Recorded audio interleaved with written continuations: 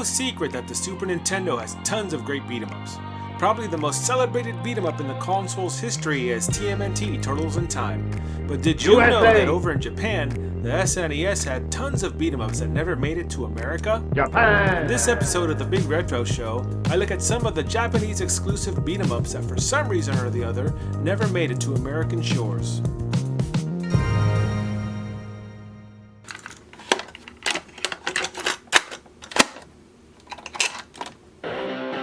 The 80s and 90s were great times to be a kid. Join me as I dive into the world of movies, music, video games and toys, and explore what made these decades so great.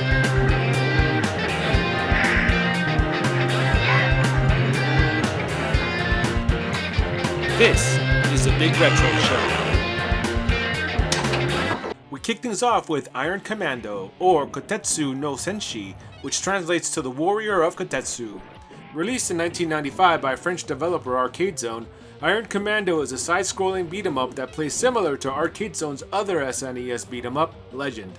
The game's plot is a little difficult to understand, with the text being in Japanese, but it centers around a meteorite hitting Earth and some bad guys who are trying to weaponize it. You play as one of two Iron Commandos who are trying to stop them. There's the American soldier named Jack and the ninja master named Chang Li. The game starts out in the streets and the rocking music, probably inspired by Papa Roach, hits you instantly. The game's enemies are tough sons of guns, but mostly because the combat is super janky. The character's reach is way short and you will find yourself getting hit most of the time. The combo system is not bad, but you rarely pull them off because you are too busy getting your ass kicked. When you go for a jump kick in this game, your character takes off to the moon, and your best bet to land a kick is to try and hit someone on the other side of the screen. It sucks. In fact, most of the fighting you'll be doing is by picking up weapons and using them against your opponents. No worries there, because nearly every enemy drops a gun, knife, shotgun, grenade, baseball bat, and a pistol. And I'm not even kidding, even the snakes be dropping weapons in this game. Your controls in this game are simple. You get to attack, jump, pick up items, and perform a special grenade throw by jumping and pushing the attack button. And that's about it. There's not much to the combat at all. The characters don't have any special moves aside from these. In fact, there's no real difference between the two characters and you can easily choose one or the other for your playthrough. The enemies in this game are interesting to say the least. 1 minute you'll be fighting Fidel Castro over here, and then you get to fight some aliens. The levels are broken up in this game by vehicle racing and shooting stages, and I love that. But alas, it's not enough to save the combat in this game. The bosses in this game are just meh, and not too interesting or difficult at all. One of the bosses is a twin of another boss you beat earlier, and well, they could have done better. While the game's combat is horrible, the graphics and music you will find in the game's 10 levels are actually really good. The music is rocking and fits the game well, and the graphics are 90s goodness. This game is ridiculously priced at $130 loose and $369 complete in box. So if you want to play it, do yourself a favor and just pick it up on Steam for $8.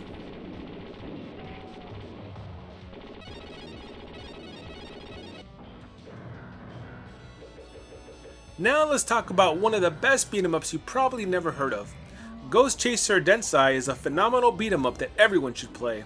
Released in 1994 by Winklesoft, yeah, cue the jokes, and published by Banpresto, Ghost Chaser Densai was released in Japan first in the arcades and then later ported over to the Japanese Super Famicom. You play as one of three heroes who must, as you guessed it, take out the bad guy. Pretty generic stuff, eh? But hey, we are talking about beat-em-ups. And as I've said in the past, the story doesn't matter much when all you want to do is kick some ass. And kicking some ass is what you will be doing in this game. You can play as the well-rounded Makai, the speedy but less powerful Io, and the powerful but slow Belva, who is a robot. The action starts out fairly quickly as you make your way through the first stage. There are 5 stages in all for you to fight through, each with an end stage boss waiting for you at the end. The bosses in this game range from robots to Aquaman, and sometimes they team up against you. The enemies in this game aren't too difficult, and that's because you have such a great moveset. Each character has their basic attacks and can do special attacks by pushing different D-pad and button combinations, sorta like the ones you would use in Mortal Kombat. The controls in this game can take getting used to, and you will want to Google to find the different special moves each character can use. The timing is critical while doing these special moves, but sometimes I found myself doing them out of the blue. Don't ask me how. The special moves are ultra powerful, but you can't spam them. You get a life bar and a special move bar in this game, and you may perform the special moves as long as that bar has some power in it. The moves are a great help, and some of them can make you juggle your enemies, which is not only devastating, but super satisfying. What I like about this system so much is that most beat-em-ups fall into the trap of doing a special attack at the cost of some life, but not this one. This game incorporates it quite differently, and I wish that other developers could think of creative ways for characters to do special attacks in this manner. Your character can also make use of some weapons sprinkled throughout the game, and when I say sprinkled, I mean they appear maybe 2 or 3 times throughout your playthrough. Still, they are satisfying to use. The enemies in this game do pack a punch though, and come in a variety of different variations. Is that redundant? I typically complain about developers using different color palettes for enemies and giving them generic names so we can think that they are different. But this game does it right by giving the variant special attacks and moves. They are all different to fight, and you are going to have to employ different strategies to beat them. This game has some of the best sounds you will hear in an SNES game, and I'm not even joking when I say that some of the music really had me in the mood to crack some heads. The game's colors are bright and fit the game's overall graphical style nicely, which as you can see are 90s greatness. One thing that I notice about this game is that it borrows from Street Fighter 2 and Final Fight, which isn't a bad thing, because they don't overly do it. It's just enough to notice it though. If you are familiar with the Capcom games, you will notice it. Where have I seen this fire before? Where have I seen this move before? All joking aside, this doesn't take away from this brilliant beat 'em up, and I highly recommend you play it. A copy of Ghost Chaser Densai goes for $169 loose and $487 complete in box. Ouch, I know. So play it on numerous sites that will let you play it free in your browser. I'll leave a link to a site in the description of this video.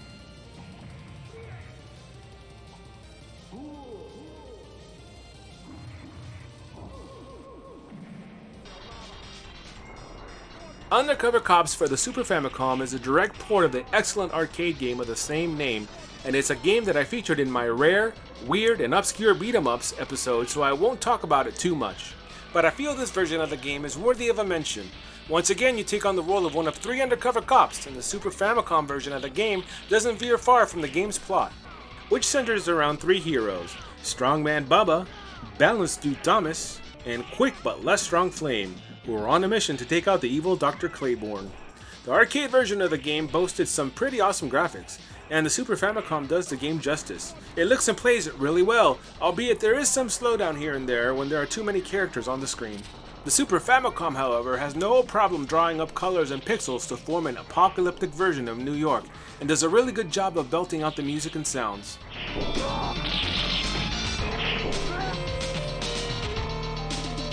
This game is worthy of a playthrough. However, if you plan to purchase this game, it's going to cost you quite a bit, because the game runs $354 loose and $849 complete in box.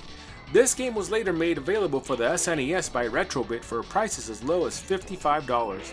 Alas, I wasn't lucky enough to snag a pre-order, and they are now closed. If you are itching to play this game, I'll leave a link in the description of this video where you can play the arcade version free on your browser with full controller support.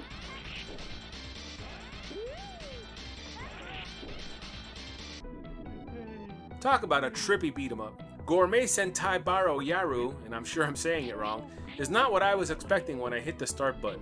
The game follows 3 heroes who are out on the hunt for a perfect meal? At least that's what I can tell, because food plays a big role in this game, as you will need it to power up in between levels.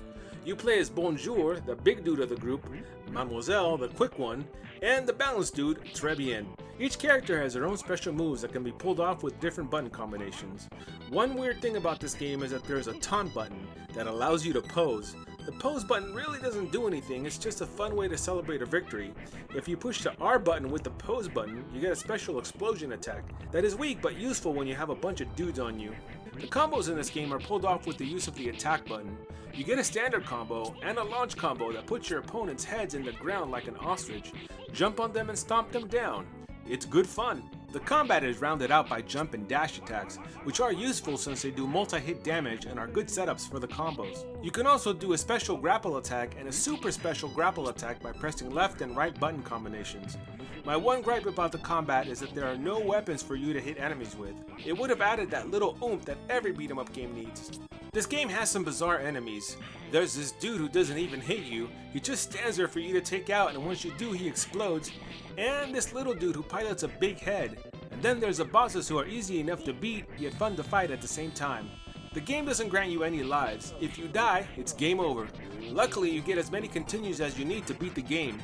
But the one annoying thing is that you get kicked out into the game's main screen and you must continue from there. The enemies in this game drop food ingredients that at the end of each stage, you can use to cook up a life replenishing meal for the next stage. Sadly, since I don't read Japanese, I had no idea how to make the best meals, and I entered the next stage with roughly the same amount of health that I left the previous stage with. But this didn't get in my way of the fun. The graphics for this game are colorful and well drawn, and the sound fits well for what the game is trying to do. The game isn't perfect, but it has some very strong beat 'em up elements, and that makes it an enjoyable playthrough. The game is relatively short and you can beat it in about an hour, which I appreciate. Overall, this game is a beat 'em up that doesn't take itself too seriously, and you will want to try it just once so you can say you beat it.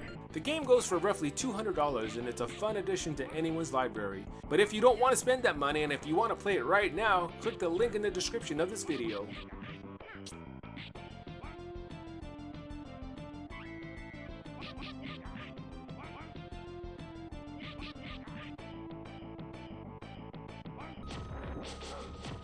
Last but not least, let's talk about Battle Zeke Den. Released in 1994 by Asmik Ace Entertainment and developed by Arsys Software, Battle Zeke Den is a side-scrolling beat-em-up that features 3 female protagonists. You can play as a balanced Rufu, who sports red hair and can attack with a fire element, Kairu, the purple-haired warrior who uses water and ice magic as her element, and Hamasu, a young boxer who can use earth-based magic. As far as I can tell, you must defeat the bad guys who are trying to take over the world. I know, it's a generic assumption, but hey, what else would they be doing? We are talking about beat-em-ups, right? At any rate, the beat-em-up action takes place in a 2D side-scrolling landscape, which you might think is a little weird, but the game pulls it off. Don't ask me how, but it just does. The moves in this game consist of an attack, jump, and special attack. Pushing the special attack button allows your character to do their elemental-based attack. If you push both jump and attack, you do a special move that drains your life. Surprise, surprise! The rest of the moves are rounded out by jump kicks and grapples, which will become super important through your playthrough because in many instances, they are the only way you can get the upper hand on the enemies. The combat in this game is so-so. It gets repetitive really fast, and that's because the enemies in this game are not too dynamic at all. You will be fighting the same 6 enemies throughout the game and it lessens the excitement. The other thing about the game is that it's a side-scroller, which makes it difficult to avoid certain attacks, and the only way to get the upper hand is by using jump kicks and grapples. The other thing about the combat is that you will be using the landscape quite a bit to defeat your enemies, which makes me feel a bit cheap. You know, because of higher ground and all. But using the landscape to school some fools becomes mandatory and you will be using it a lot. Sadly, this game doesn't let you wield any weapons, and I think that's what this game is missing. Weapons are a way to add some spice to the combat, and with the combat in this game already being so bland, it would have been a good way to spice things up, and it should have included them. The bosses in this game aren't too difficult at all as soon as you learn their patterns, and the second to the last end boss fight has you defeating all the bosses you defeated previously to take on the final boss, which is a shapeshifter that takes on the form of your allies. Speaking of the characters in this game, they are quirky, colorful, and cartoony. The levels are designed to look like a colorful platformer, and the sound and music are another of the game's high points. In short, the graphics and sound are both 90s goodness. This game is the most affordable of the Japan exclusive beat-em-ups I have talked about, and you can snag a loose copy for $62 and a complete and box copy for $105. Of course, if you are a cheap bastard like me and you just want to play the game, I will post a link in the description of this video that you can use to play it on your browser. And that's gonna be it for the Big Retro Show. If you enjoyed this episode, consider subscribing to the channel, dropping a comment, and leaving a like. And until the next one, I will see you on the Big Retro Show.